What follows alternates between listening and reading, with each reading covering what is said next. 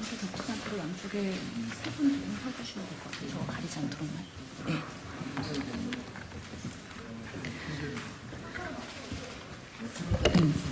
좀 더, 한 걸음 좀 더 앞으로 오셨어요. 예. 감사합니다. 이쪽으로, 회장님 이쪽으로 쓰시면 여기 사이로. 예. 좋아.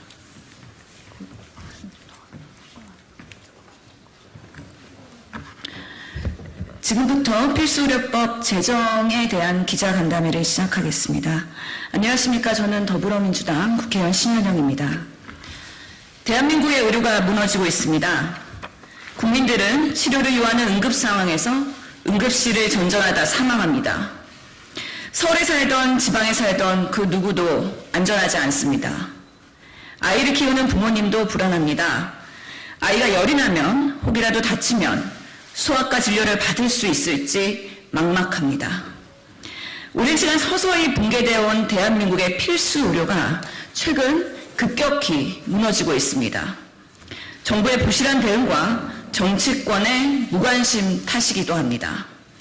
늦었지만 지금이라도 국민 건강과 생명을 지키기 위해 총력을 다해야 합니다. 오늘 기자회견을 통해 우리나라의 필수의료 붕괴 현실 그리고 필수의료법 제정의 필요성을 국민 여러분께 말씀드리고자 합니다. 함께 해주시는 분들을 소개하겠습니다. 대한의사협회 상근 부회장 이정근 회장님 모셨습니다. 외과 전문의십니다. 대한내과의사회 박근태 회장님 함께 하셨습니다. 대한산부인과의사회 김재현 회장님 함께 하셨습니다. 대한직선제 산부인과의사회 부회장 손문성 부회장님 참석하셨습니다. 대한응급의학회 기획이사이자 원주 기독 세브란스병원 응급의학과 교수 김현 이사님 함께 하셨습니다. 대한전공의협의회 강민구 회장님 함께 하셨습니다. 예, 기자회견문 낭독하겠습니다. 대한민국의 필수의료는 현재 처참히 붕괴 중에 있습니다. 서울 아산병원 간호사가 근무 중에 뇌출혈로 수술받지 못해 사망하고 아픈 아이를 위해 새벽부터 소아과에 줄을 서는 오픈런 현상, 구급차 안에서 응급실에 찾아 떠놀다가 사망하는 사건들이 계속해서 이어지고 있습니다. 이미 심각한 수준의 필수의료 붕괴 현상이 여러 분야에 나타나서 국민 생명과 건강에 위협이 되고 있습니다.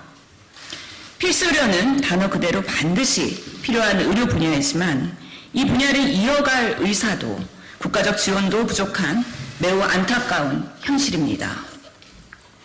흉부외과 4명 중 1명, 산부인과 5명 중 1명의 전공의들은 수련을 중도 포기한다고 합니다. 필수의료 기피과는 전공의를 확보하기도 어렵지만 중도 포기까지 늘어나고 있어 인력난은 갈수록 악화되고 있습니다.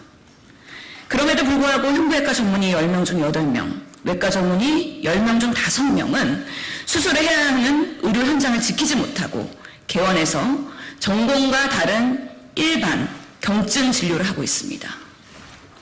의료사고에 대한 부담, 부족한 인프라, 낮은 수가 등으로 필수 의료를 피하게 되고 인력이 부족할수록 남은 의료진 개개인이 과도한 업무 부담을 지게 되어 또다시 필수 의료를 기피하게 되는 악순환의 굴레에서 빠져나오기 어렵습니다. 국가가 나서서 필수의료 체계의 대대적인 개선 방안을 마련해야 할 때입니다. 이에 필수의료 위기 극복 방안의 답은 국가 책임 강화의 내용을 포함한 필수의료 육성 및 지원에 관한 법률안을 제정법으로 대표 발의하고자 합니다. 내과, 외과, 산부인과, 소아청소년과, 흉부외과, 신경외과, 신경과, 응급의학과 등 의료 현장에서 헌신해 주시는 분들의 귀한 의견을 담아 만든 법안입니다. 이 법에서는 필수 의료를 국민의 생명과 건강에 직결된 분야로서 적절한 조치를 취하지 않으면 생명을 보존할 수 없거나 심신에 중대한 위해 또는 장애가 발생할 수 있는 의료 영역, 그리고 지리적 문제 또는 수요와 공급의 불일치로 인해서 의료 공백이 발생하거나 발생이 예상되는 의료 영역으로 정의하였습니다. 구체적인 필수의료의 분야와 우선순위는 필수의료 정책심의위원회에서 논의하도록 하였습니다. 국가와 지방자치 단체에서는 모든 국민에게 필수 의료가 보편적으로 제공될 수 있도록 하는 책무를 부여하였습니다. 필수의료 실태조사 종합계획을 3년마다 실시하고 필수의료 붕괴 현상이 심각하게 나타나는 지역 그리고 진료 영역 등을 파악하고 맞는 대책을 마련할 수 있도록 하였습니다. 필수의료 종사자의 전문성 향상, 근무 환경 개선, 합리적 보상체계 마련에 관한 사항도 포함되도록 하며 이에 대한 체계적인 논의가 이어질 수 있도록 했습니다. 또한 필수의료 종사자의 양성과 전공의 수련 비용에 대해서 국가가 행정적 그리고 재정적으로 지원을 할 수 있도록 하였습니다. 특히 중증 환자를 치료할수록 의료사고로 인한 형사처벌의 위험에 놓이게 되는 필수의료 분야의 어려움을 해소하고자 불가항력적인 의료사고에 대한 형사처벌을 감경 또는 면제할 수 있도록 했습니다. 무과실 분만 사고를 더 확대하여 필수 의료 영역의 무과실 의료 사고에 대한 것도 피해자 보상 비용은 국가가 지원하도록 강화하였습니다. 다시 한번 말씀드리겠습니다. 무과실 분만 사고를 더 확대해서 필수 의료 영역의 무과실 의료 사고까지도 피해자에 대한 보상 비용은 국가가 지원하도록 강화하였습니다. 최근 무과실 분만 사고를 100% 국가가 책임하도록 하는 입법이 국회 본회의를 통과하였습니다. 필수 의료 붕괴 현상에 대해 국가가 응답한 의미 있는 첫 번째 걸음입니다. 그러나 무너진 필수 의료로 인한 국민 피해가 더는 속출되지 않도록 비상한 대응에 나서야 합니다.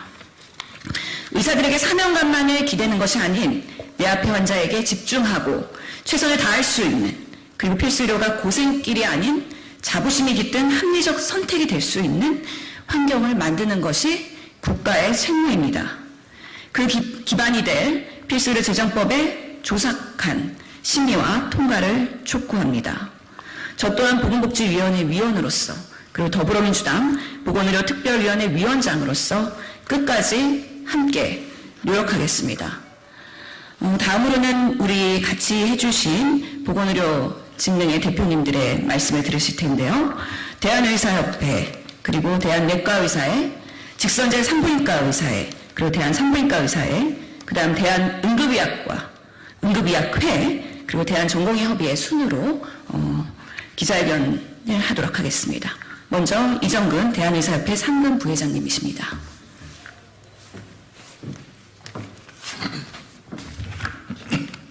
안녕하십니까.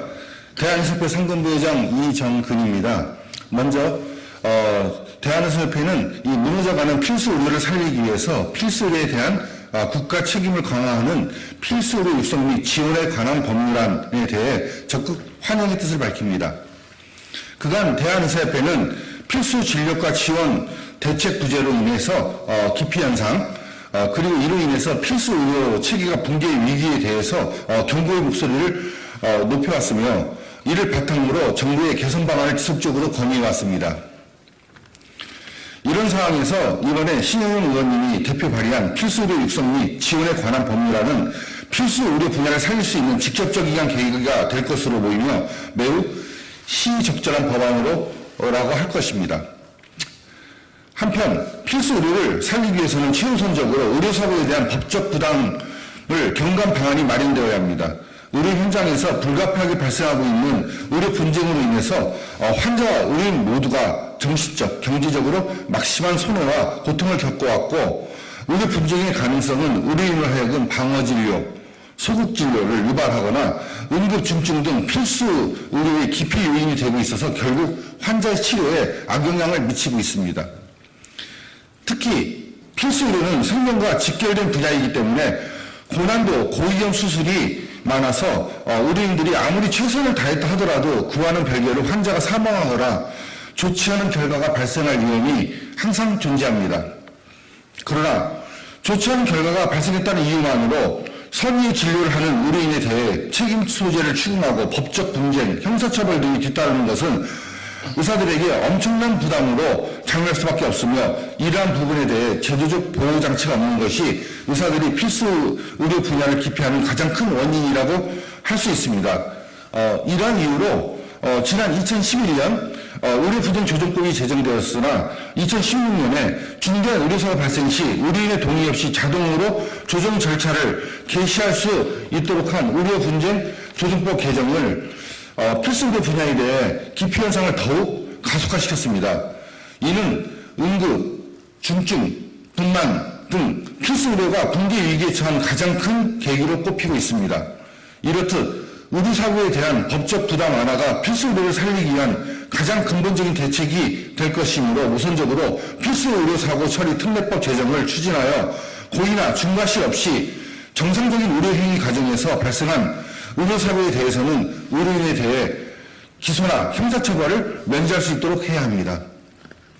또한 분만사고뿐만 아니라 고위험의 응급, 중증 수술도 추가하여 필수 의료에 대한 불가항력 의료사고에 대해 피해 보상을 국가가 모두 책임지도록 해야 합니다.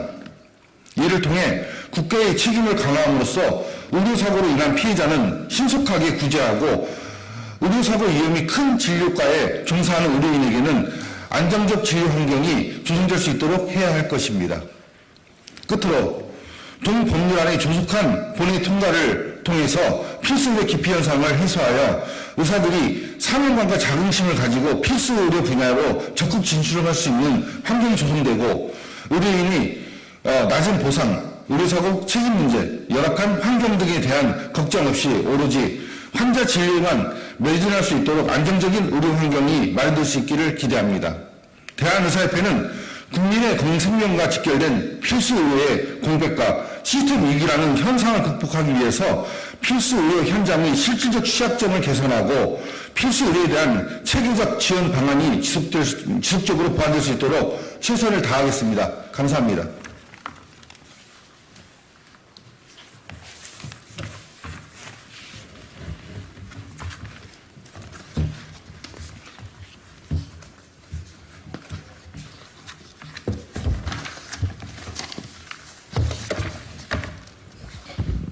네, 안녕하십니까. 대한내과의사회장 박근태 인사드립니다.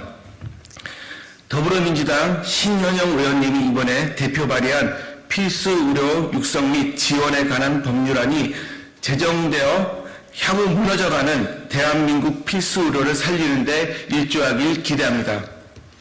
서울 아산병원 뇌출혈 간호사 사망 사건이나 교통사고 후 응급실만 돌다가 치료 시기를 놓쳐 사망에 이르렀다는 기사가 언론에 오르낼 때마다 필수 의료 부재라고 언론과 국민 여론들이 들끓었고 정부에서는 대책 마련을 약속하곤 하였습니다. 이에 실제로 내놓은 필수 의료 살리기 대책들은 응급의료, 중증 환자 수술과 같은 국민들에게 가시적인 성과를 보여주기 위한 것들로 가득 채워져 있습니다. 그러나 정말 중요한 필수 의료의 붕괴는 일상적인 국민들의 건강을 책임져야 하는 내과, 외과, 소아청소년과 산부인과 등과 같은 가장 기본적인 진료가 무너지고 있다는 것입니다. 필수 의료를 살리고자 수만 가지 대책을 내세우지만 가장 근본적인 필수 의료의 정의에 대해서도 정부와 의료계, 시민사회단체 각각의 바라보는 시각에 따라 그 의견을 달리하고 있는 현실입니다. 이번 신현영 의원님이 발의한 법안에는 필수 의료에 대한 합리 정의를 내리고 필수 의료 정책 심의위원회를 두어 그 우선순위를 정하는 방안은 매우 주목할 만합니다. 응급의료 체계를 개선하고 중증 응급수술을 위한 대책을 마련한 것도 물론 중요합니다. 하지만 대한민국 국민들의 보편적인 건강과 관련된 고혈압, 당뇨병과 같은 만성질환, 소아진료, 분만 등은 항상 그 우선순위가 응급의료와 중증수술에 밀리고 있다는 느껴집니다. 얼마 전 대한소아청소년과 의사에서 기자회견을 통해 폐과를 선언했고 분만이 가능한 산부인과가 없는 지자체가 여러 곳이라는 사실이 언론을 통해 보도되었습니다. 내과의 미래도 이와 다르지 않다고 생각합니다. 지금과 같이 원가에도 못 미치는 저수가와 의료사고에 대한 위험을 감수하면서까지 내과를 전공하겠다는 젊은 의사들은 점점 줄어들 것입니다. 이로 인해 만성질환을 진료할 수 있는 내과 의사가 부족하고 위장관 출혈이나 급성 심장질환 치료할 수 있는 내과 전문의가 없어 환자의 생명을 구하지 못했다는 내용의 언론 보도를 접하게 될 날이 멀지 않았음을 여러분께 말씀드립니다. 모쪼록 본 법안이 제정되어 위기의 대한민국 필수 의료계 살리기에 초석이 되기를 바랍니다. 감사합니다.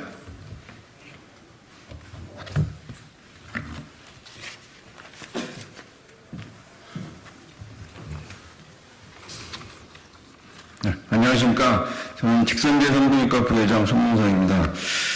저희 산부인과 입장에 대해서 말씀드리겠습니다. 저는 분만병원을 지금 20년 넘게 하고 있는 의사입니다만, 최근엔 어려운 상황들이 너무 많아서 정말 심각하게 많은 고민들을 하고 있습니다. 전국 산부인과 분만병원은 2004년 1094곳에서 2021년에 345곳으로 17년 동안 약 3분의 2의 분만병원들이 사라졌습니다. 지금도 매년 20, 30개 병원들이 문을 닫고 있는 현실입니다. 분만병원이 매년 사라지는 이유는 의료진의 고령화로 인한 폐업, 또 낮은 의료 수가로 인한 경영 악화와 직원 수급의 어려움, 또 빈번할 수밖에 없는 의료사고와 이에 대한 과다한 형사처벌 및 막대한 보상금, 끊이지 않는 실사와 행정처분일 것입니다. 전문 의사들은 이제 더 이상 산부인과를 하려고 하지 않습니다. 산부인과가 되었더라도 대부분 상과 의사가 아닌 좀 더 안전하고 편한 다른 분야로 선회를 합니다. 다른 필수 의료과가 모두 위태롭지만 저출산과 높은 의료사고 위험성으로 인해 가장 먼저 쓰러지게 될 과가 아마 산부인과일 것입니다. 전문 산부인과 의사가 없으면 지금 당장은 어떻게 버티겠지만 향후 10년 이내에 대도시에서조차 산부인과를 찾아보기 힘든 날이 오게 될 것입니다. 의과대학을 정원을 늘린다고 저희 산부인과 같은 필수 의료과 의사가 충원되지는 않을 거라고 생각합니다. 최근 무과실 분만사고에 대한 국가배상 100% 지원에 대한 법안이 통과되었습니다. 이를 위해 많은 애를 써주신 저희 신현영 의원께 감사드립니다. 하지만 저희한테는 아주 조그마한 개선일 뿐입니다. 저희 과의 당장 시급한 문제는 무과실 의료사고 시 국가배상액의 현실적인 증액, 현재 3천만 원 상한으로 되어 있는데 이보다 10배 이상은 돼야지 저희 소송 의료 분쟁을 많이 줄일 수 있습니다. 이에 대해 많이 좀 애를 써주시기 바라고요. 또 불가피한 의료사고 시 불구속 수사 원칙의 의료사고 특례법도 좀 더 강화시켜 주시길 바랍니다. 또 올해 9월부터 수주실 CCTV법이 시작되면 저희 진료 환경은 더욱 나빠지게 됩니다. 그 누구도 힘들고 위험한 진료과를 선택하지는 않을 것입니다. 의사들을 보호해 주십시오. 일할 수 있는 환경이 되어야 필수 의료과가 다시 살아납니다. 지금도 늦었습니다만 더 늦기 전에 저희 과를 포함한 필수 의료과를 살릴 수 있도록 많은 도움과 지원 부탁드립니다. 감사합니다.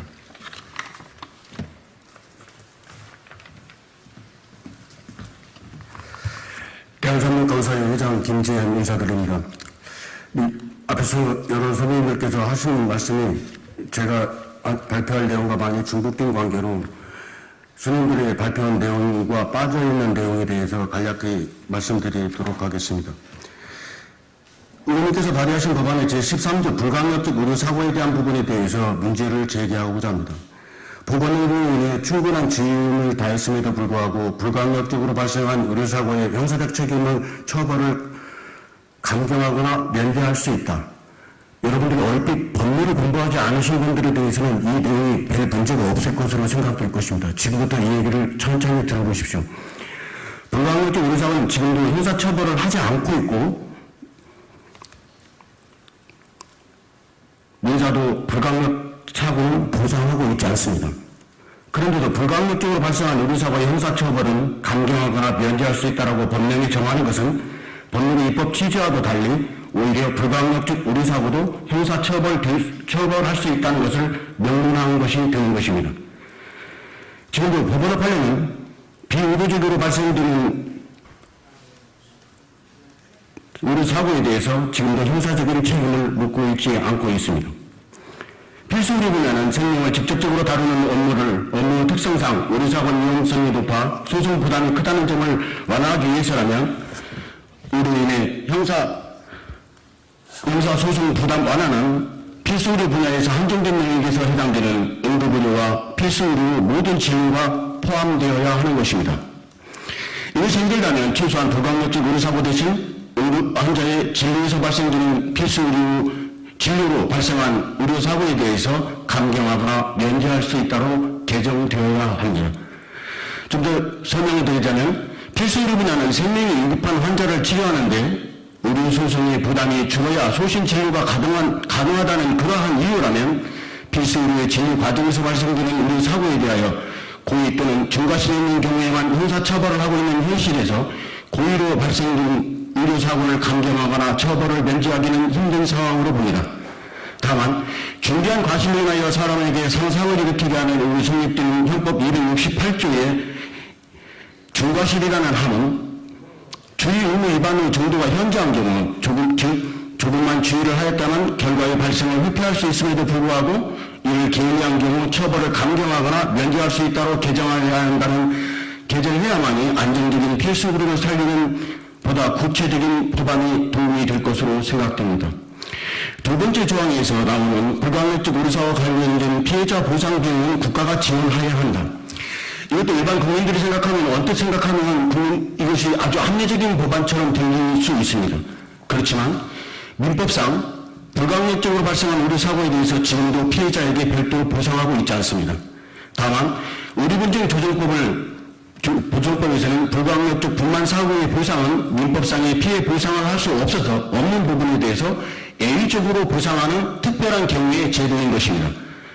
불강력적 의료사고에 관련된 피해자 보상 비용을 국가가 지원해야 한다면 결국은 필수 의료 진료로 발생되는 의료사고가 과실로 발생된 것인지 불강력적 의료사고로 발생된 것인지를 구분하기 위해서 분명히 결국은 소송이나 의료분쟁 조정을 거쳐야 한다는 의미로 보상인 것입니다. 결국 의료사고에서 보상을 위한 조사를 받을 환자나 의사가 동시에 의사에 대한 보상에 대한 조사를 받게 될 것이고 결과적으로 이 조사는 그나저나 일이 힘든 필수의료 진료 의료진들에게 세운 업무량과 그 스트레스는 아주 막대할 것으로 생각됩니다. 결과적으로 안정적인 필수의료 진료 환경과는 아주 거리가 멀다고 생각합니다.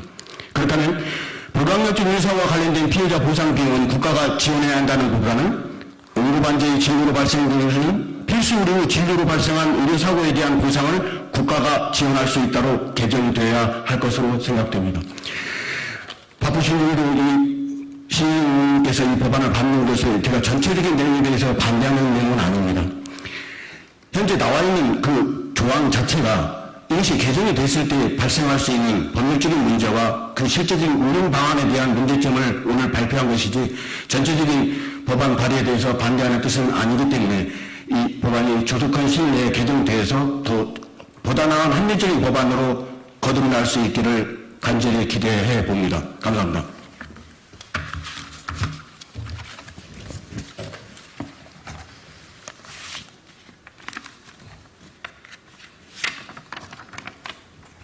안녕하십니까. 대한응급의학회의 기획이사 김현입니다. 필수 의료의 육성과 지원은 당연히 중요하지만 임상적으로 아직 의학적으로 필수 의료가 아직 명확하게 정의가 되지 않아서 법률안이 통과가 되어도 어느 부분에 구체적인 지원과 육성을 할 것인지에 혼동을 줄 가능성이 있기 때문에 필수 의료의 육성과 지원에 위해서는 법률안과 함께 선결 과제가 꼭 필요하다고 생각됩니다. 첫 번째는 대한응급의학회는 필수 의료가 어떤 임상과의 지침이 아니라 급성기 질환, 사망률이 높은 질환, 적절한 치료로 사망률을 낮출 수 있는 질환 등 골든타임 내 적정 치료를 받지 못했을 경우 환자의 생명에 영향을 줄 수 있는 모든 질환으로 정의하고 필수 의료 환자들이 결국은 응급센터를 통하여 중환자실이나 병실로 입원하기 때문에 응급센터와 응급센터에서 진료를 수행하는 모든 임상과에 지원이 되어야 한다고 생각합니다. 두 번째는 필수 의료 육성 및 지원이 되려면 예산 확보가 필수적인데 기금의 확보가 전제되지 않으면 지원을 하기에 한계가 있기 때문에 기금에 대한 법률에 구체적인 명시가 있어야 된다고 생각을 합니다. 앞으로도 대한민국의 모든 회원들은 필수 의료의 최전방 응급실에서 최선을 다하겠습니다. 감사합니다.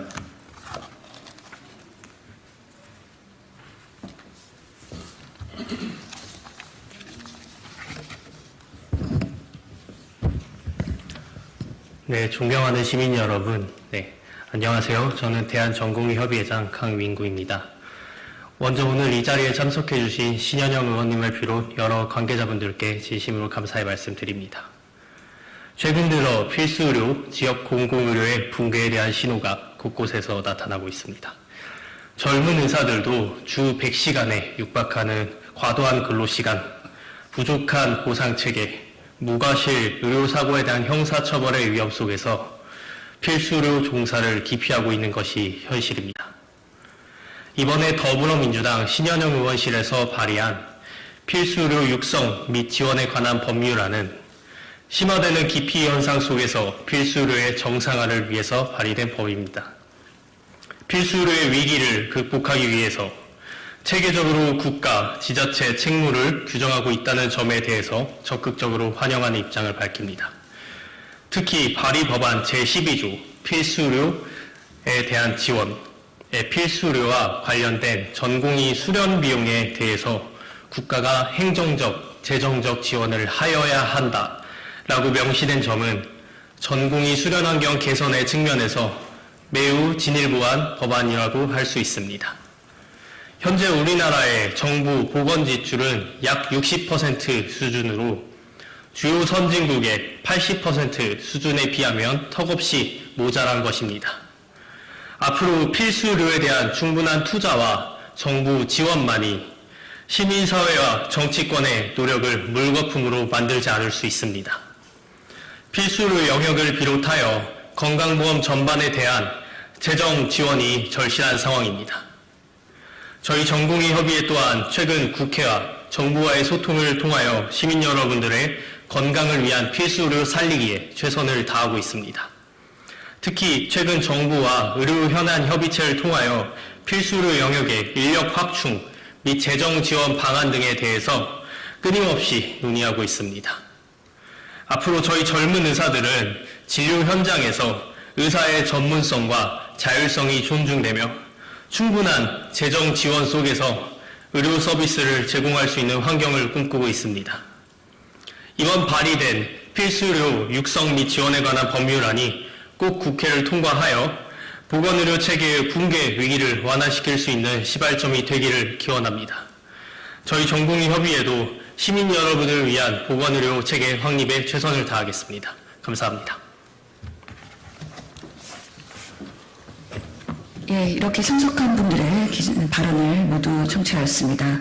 실제로 코로나 이후에 우리 국민들의 보건의료에 대한 개선, 그리고 응급의료 시스템, 그리고 소아과를 필두로 한 필수의료에 대한 그런 요구도가 높아지고 있는 게 사실입니다. 우리 정부와 그리고 정치가 응답해야 되는 시점이라고 생각을 합니다. 안타깝게도 오늘 많은 의사 선생님이 이렇게 필수의료 재정에 대해서 한 목소리 내주셨지만 실제로 수술방에 계시는 외과, 흉부외과, 신경외과 선생님들은 같이 하지 못했습니다. 그것이 바로 지금 우리 필수의료의 현실이기도 합니다. 그리고 많은 여기 참석자 선생님들께서 한 목소리로 말씀하신 의료사고가 발생했을 때 민사, 형사상의 책임, 소송, 그리고 의료 분쟁에 대해서 휘말리는 그런 트라우마가 오히려 중증, 응급 환자를 보지 못하게 하는 열악한 의료계의 현실로 귀결되고 있는 상황입니다. 그만큼 중환자를 봤을 때 오히려 의료사고에 대한 책임을 져야 되는 그 책무의 무거움에 대해서 국가도 이제는 안전망을 만들기 위한 제도를 만들고 응답해야 되는 시점이라고 생각을 합니다. 아울러서 오늘 필수의료 재정법에 대한 앞으로 국회에서의 심의가 진행되는 과정에서 우리 의료계뿐만 아니라 국민들 그리고 모든 관계자분들의 말씀을 수렴해서 더 나은 법안으로서의 조문을 만들기 위해서 노력하겠다는 말씀을 드리겠습니다. 이것으로 오늘 필수의료 재정법 필요성에 대한 더불어민주당 신현영 의원의 기자회견을 마치겠습니다. 함께 해주신 언론인 여러분 감사드립니다.